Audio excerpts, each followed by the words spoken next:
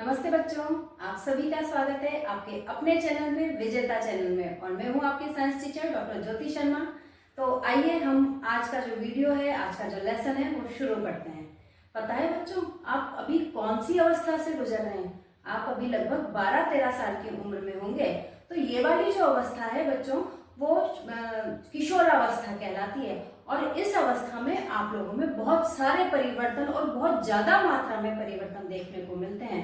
न केवल शारीरिक परिवर्तन ही देखने को मिलते हैं बच्चों, बल्कि भावनात्मक जो परिवर्तन आते हैं, आपके संवेगों में जो परिवर्तन आते हैं, आपका जो दृष्टिकोण होता है दूसरों के प्रति, मित्र बनाने का जो दृष्टिकोण होता है, वो सभी कुछ आपके चेंज हो जाते हैं बच्चों। ये वो समय है जब आपका बचपन समाप्त हो रहा है और आप वयस्क अवस्था की ओर बढ़ रहे हैं बच्चों।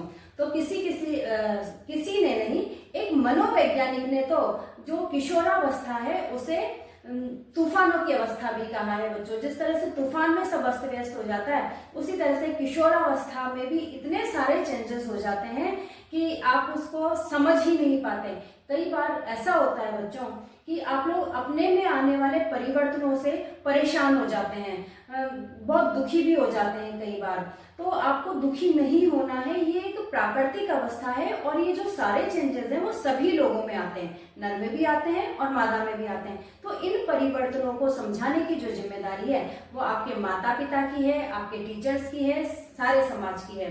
तो आइए, ये जो परिवर्तन होते हैं वो किस किस प्रकार के होते हैं और किस आयु में होते हैं, इन्हें क्या कहा जाता है, इस लेसन में हम विस्तार से पढ़ते हैं। तो चलिए बच्चों, हम जो लेसन शुरू करने जा रहे हैं वो है अध्याय 7 और हमारे पाठ का नाम है किशोरावस्था की ओर। तो सबसे पहला जो प्रश्न है, जो कि हमारे पाठ के नाम से ही लिया गया है बच्चों, किशोरावस्था किसे कहते हैं? तो बच्चों, 11 वर्ष से 18-19 वर्ष तक की जो आयु होती है उसे किशोरावस्था कहते हैं। लड़कों और लड़कियों में ये 1-2 साल ऊपर नीचे हो सकती है। ठीक है बच्चों। फिर है यौवनारंभ के समय होने वाले शारीरिक परिवर्तनों की सूची बनाइए। यानी यौवना काल आपका शुरू हो रहा है, 11 वर्ष 12 वर्ष को आपने क्रॉस कर दिया है, तो आपके शरीर में कौन कौन से परिवर्तन हो रहे हैं। और या फिर यही वाला क्वेश्चन इस ढंग से भी पूछ लिया जाता है कि गौण लैंगिक लक्षण किसे कहते हैं, या गौण लैंगिक लक्षणों की सूची बनाइए। तो बच्चों, किशोरावस्था में जो होने वाले लक्षण हैं, जो आपको बचपन से अलग करते हैं, बचपन से व्यस्क अवस्था की ओर ले जाते हैं, वो वाले परिवर्तन या वो वाले जो लक्षण है वो गौण लैंगिक लक्षण कहलाते हैं बच्चों। ठीक है। तो ये मादा में यानी कि लड़कियों में कुछ अलग प्रकार के दिखाई देते हैं और पुरुषों में या नर में, मेल्स में कुछ अलग प्रकार के दिखाई देते हैं। तो मादा में, फीमेल में जो उत्पन्न होने वाले लक्षण हैं वो कौन कौन से हैं बच्चों? इसी समय पर लंबाई में जो है वो अचानक से वृद्धि होती है, आवाज में सुरीलापन आने लगता है, स्तनों का विकास हो जाता है, ऋतुस्राव प्रारंभ होता है, श्वेत व तेल ग्रंथियों की क्रियाशीलता में वृद्धि हो जाती है और जनन अंगों का विकास होता है। जनन अंगों के साथ साथ ही जो अंड है उनका भी निर्माण होने लगता है। ठीक है बच्चों। तो ये तो थे मादा में होने वाले परिवर्तन। नर में होने वाले, मेल्स में होने वाले परिवर्तन कौन से हैं बच्चों? जो कि लड़कों में होते हैं। वही लंबाई में वृद्धि, स्वर में भारीपन, स्वर जो होता है वो धीरे धीरे 14-15 साल की उम्र में जो बचपन वाली आवाज होती है वो खत्म होती जाती है और स्वर में भारीपन होता जाता है। दाढ़ी मूंछों का आना, छाती का चौड़ा होना, छाती पर और बगल में बाल आना और जनन अंगों का विकास, जनन अंगों के विकास के साथ साथ ही शुक्राणुओं का निर्माण होना। तो बच्चों, ये जो परिवर्तन है वो नर और मादा में हमें अलग अलग दिखाई देते हैं और यही हमारे द्वितीयक गौण लैंगिक लक्षण भी कहलाते हैं। ठीक है बच्चों। अगला क्वेश्चन है, एडम्स एप्पल या कंठमणि किसे कहते हैं? तो बच्चों, यौवनारंभ में स्वर यंत्र अथवा लैरिंक्स में वृद्धि होने लगती है और ये गले के सामने उभरे हुए रूप में, स्पष्ट रूप में हमें दिखाई देता है। इसे ही हम एडम्स एप्पल या कंठमणि कहते हैं और इसी की वजह से, इसके आकार में परिवर्तन की वजह से ही हमारे स्वर में परिवर्तन आने लगता है। ठीक है बच्चों। फिर है रजोदर्शन, मेंस्ट्रुएशन व रजोनिवृत्ति, मेनोपॉज किसे कहा जाता है? तो बच्चों, रजोदर्शन, किशोरावस्था में जब पहली बार ऋतुस्राव प्रारंभ होता है लड़कियों में, तो इस पहली बार आने वाले ऋतुस्राव को ही बच्चों रजोदर्शन या मेंस्ट्रुएशन कहा जाता है। इसी तरह से रजोनिवृत्ति, 45 से 50 साल की उम्र के बीच में जब ये ऋतुस्राव है वो बंद हो जाता है, अब वो हर महीने नहीं होता, तो उस वाली अवस्था को बच्चों रजोनिवृत्ति या मेनोपॉज कहा जाता है। और ये जो सारी चीजें होती हैं वो हार्मोनल चेंजेस की वजह से होती हैं बच्चों। हमारे जो हार्मोन्स हैं वो किशोरावस्था में भी बदलते हैं, और फिर जब 45 से 50 साल की उम्र होती है, जब हमारी जनन अवस्था पूर्ण हो जाती है, तब भी ये हार्मोन्स में बदलाव होता है। ठीक है बच्चों, अगला क्वेश्चन आ जाता है कि ऋतुस्राव क्या है। तो जब बच्चों मादा के शरीर में अंडे का निषेचन नहीं होता, तो उस अंडे को एक निश्चित अवधि के बाद में, वो निश्चित अवधि कितनी होती है बच्चों, 28 से 30 दिन की। तो जो ऋतुस्राव आते हैं वो 28 से 30 दिन के अंतराल में आते हैं बच्चों। तो एक निश्चित अवधि के बाद उस अंडे को शरीर से बाहर निकाल दिया जाता है, और उस अंडे के साथ में कुछ जो रक्त है आपका, वो गर्भाशय की जो मोटी दीवार इतने दिनों में बन जाती है, वो कुछ श्लेष्मा और कुछ मृत ऊतक भी बाहर निकलते हैं। तो इस संपूर्ण प्रक्रिया को ही हम ऋतुस्राव कहते हैं। ठीक है बच्चों, क्लियर है? आइए बच्चों नेक्स्ट प्रश्न पर चलते हैं। तो हमारा नेक्स्ट प्रश्न है, लिंग हार्मोन कौन से हैं और इनका क्या कार्य है। तो बच्चों नर और मादा दोनों में ही अलग अलग लिंग हार्मोन होते हैं। ये आपके वस्तुनिष्ठ, रिक्त स्थान, किसी लघुत्रात्मक किसी भी तरह से ये वाला प्रश्न पूछ लिया जाता है बच्चों कि ये हार्मोन, और ये हार्मोन लिखने में थोड़े से कठिन महसूस होते हैं, इसलिए मेरी आपसे ये रिक्वेस्ट रहेगी कि इन हार्मोन्स को आप लिखकर देखें बच्चों। ठीक है, तो भाई नर में वृषण द्वारा उत्पादित लिंग हार्मोन टेस्टोस्टेरोन होता है, और मादा में अंडाशय द्वारा स्रावित हार्मोन प्रोजेस्टेरोन व एस्ट्रोजन लिंग हार्मोन होते हैं बच्चों। और ये लिंग हार्मोन क्या करते हैं, किशोरावस्था को प्रारंभ करने में, द्वितीयक गौण लैंगिक लक्षणों के विकास में, शुक्राणु व अंड निर्माण में ये महत्वपूर्ण भूमिका निभाते हैं। ठीक है बच्चों, फिर आ जाता है नेक्स्ट क्वेश्चन, जो कि कई बार आपसे पूछ लिया जाता है, मनुष्य में लिंग निर्धारण किस प्रकार होता है। तो बच्चों नर में जो लिंग गुणसूत्र होते हैं वो XY प्रकार के होते हैं, जबकि मादा में जो लिंग गुणसूत्र होते हैं बच्चों वो XX प्रकार के होते हैं। तो जब अर्धसूत्रीय विभाजन होता है और युग्मक बनते हैं, तो मादा में तो एक ही तरह के अंडाणु बन जाते हैं XX प्रकार के, युग्मक भी इनको कहा जा सकता है कि एक ही प्रकार के युग्मक जो हैं वो बनते हैं। इसी तरह से नर में होता है XY, तो नर में दो तरह के शुक्राणु जो है वो बनते हैं X और Y प्रकार के।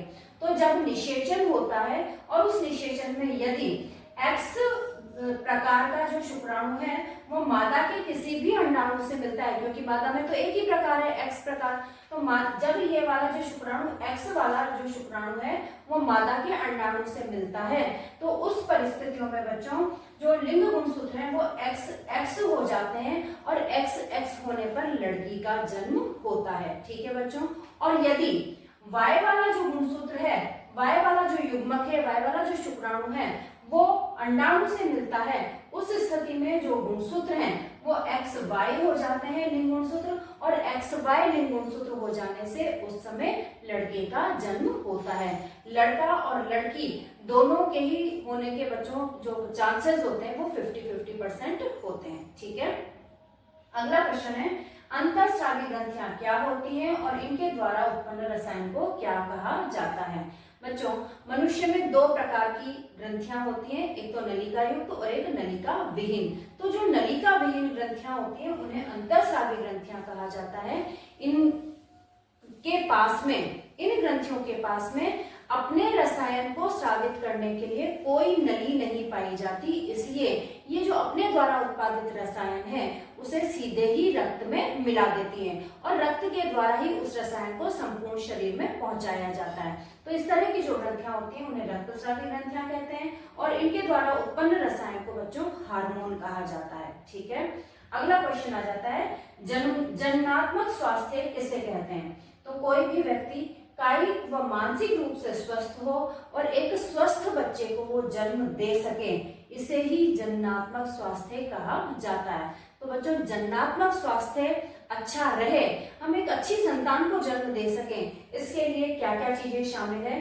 संतुलित आहार। संतुलित आहार जानते हैं ना बच्चों, हमने कई बार पढ़ा है कि ऐसा भोजन जिसमें सभी प्रकार के जो पोषक तत्व हों वो निश्चित मात्रा में उपस्थित हों, ऐसे भोजन को संतुलित आहार कहा जाता है। तो इसके लिए संतुलित आहार, व्यक्तिगत स्वच्छता, शारीरिक व्यायाम, नशीली दवाओं या ड्रग्स और शराब का निषेध और सही उम्र में विवाह शामिल है बच्चों।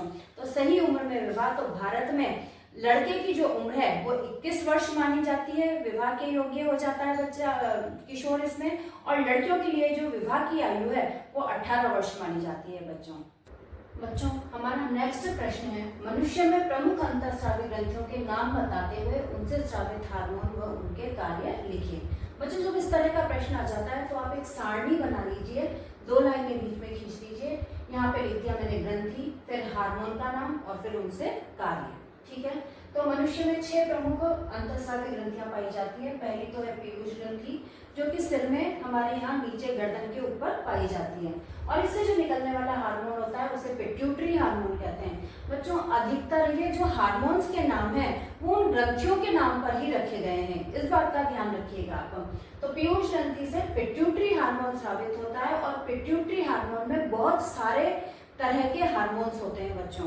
तो लेकिन जो एक मुख्य हार्मोन होता है वो वृद्धि हार्मोन होता है, और ये जो वृद्धि हार्मोन है वो लंबाई का नियंत्रण करता है बच्चों।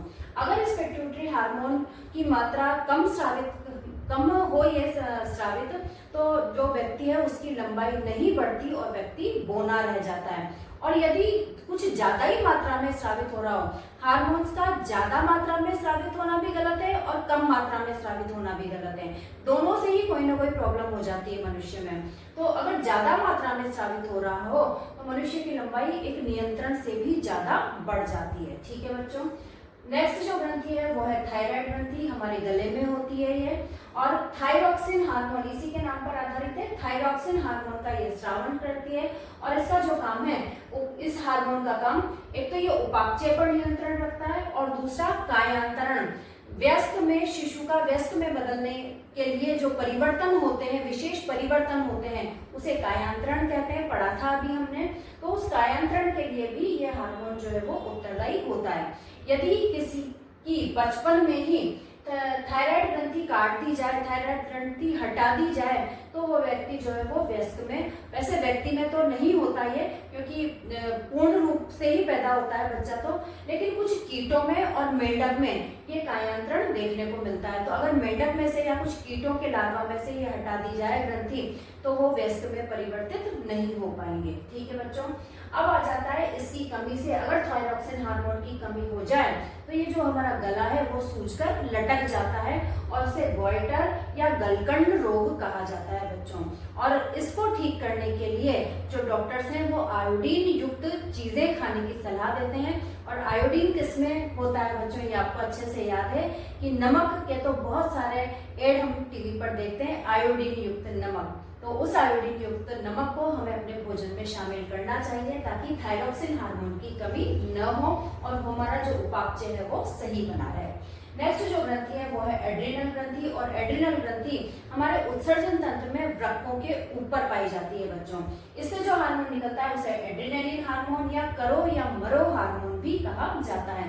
क्यों कहा जाता है बच्चों, कि जब क्रोध हो, चिंता हो, उत्तेजना हो, तो तनाव के संयोजन का जो कार्य है, इन परिस्थितियों में क्रोध में, चिंता में, उत्तेजना में हम किस प्रकार का व्यवहार करें, इस बात को ये वाला जो हार्मोन है वो नियंत्रित रखता है। ठीक है, अगला जो ग्रंथि आ जाती है वो है अग्नाशय ग्रंथि। अग्नाशय पाचन तंत्र का एक महत्वपूर्ण भाग है, और ये ग्रंथि भी है क्योंकि ये हार्मोन से स्रावित करती है। तो इससे जो निकलने वाले हार्मोन है वो अग्नाशयी हार्मोन कहलाते हैं, और इन अग्नाशयी हार्मोन में कई सारे तरह के 4-5 तरह के हार्मोन शामिल होते हैं। मेन यहाँ पर 2 प्रकार के हार्मोन होते हैं, इंसुलिन और ग्लूकेगॉन। इंसुलिन और ग्लूकेगॉन जो दोनों ही हैं वो रक्त में शर्करा के स्तर को नियमित बनाए रखने का काम करते हैं बच्चों। दोनों का ही जो काम होता है वो अपोजिट होता है। इंसुलिन तो रक्त में से शर्करा को खींचता है, कम करता है और ग्लूकेगॉन जो होता है वो रक्त में शर्करा को बढ़ाता है। तो एक हार्मोन तो बढ़ा रहा है और एक हार्मोन कम कर रहा है, तो रक्त में जो शर्करा का स्तर है वो समान बना रहता है। अब कई बार बच्चों क्या हो जाता है कि सर्वनाशी हार्मोन में इंसुलिन हार्मोन की कमी हो जाती है। तो इंसुलिन हार्मोन की कमी से वो जो शर्करा है जो खींचनी चाहिए रक्त में से वो नहीं कम हो पाती और जो शर्करा है वो रक्त में ज्यादा हो जाती है और मूत्र के द्वारा वो बाहर निकलने लगती है।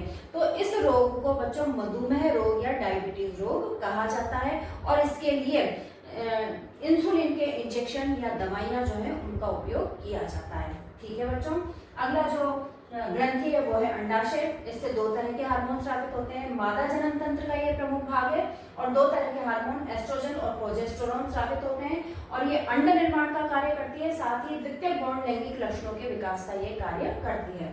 इसी प्रकार से वृषण जो टेस्टोस्टेरोन हार्मोन स्रावित करता है जो कि नर में होते हैं। नर जनन तंत्र का प्रमुख भाग है ये वृषण और टेस्टोस्टेरोन हार्मोन इसके द्वारा स्रावित किया जाता है शुक्राणु निर्माण में और द्वितीय गौण लैंगिक लक्षणों के विकास में ये जो हार्मोन होता है वो सहायता करता है। अगर इन हार्मोन्स की कमी हो जाए बच्चों तो व्यक्ति में जो द्वितीय गौण लैंगिक लक्षण है उनके प्रकट होने में समय लग जाता है या वो प्रकट ही नहीं होते। कई लोग देखे होंगे बच्चों आपने कि वो 20-25 साल के हो जाते हैं फिर भी उनके दाढ़ी मूछें नहीं आती, तो वो इसी वजह से होता है कि इनमें इनमें जो है टेस्टोस्टेरोन हार्मोन की कमी है। इस वजह से अभी तक उनमें द्वितीय गौण लैंगिक लक्षणों का विकास प्रचुर मात्रा में नहीं हो पाया है। तो बच्चों ये कुछ इंपॉर्टेंट क्वेश्चंस थे इस पार्ट में से पूछे जाने वाले।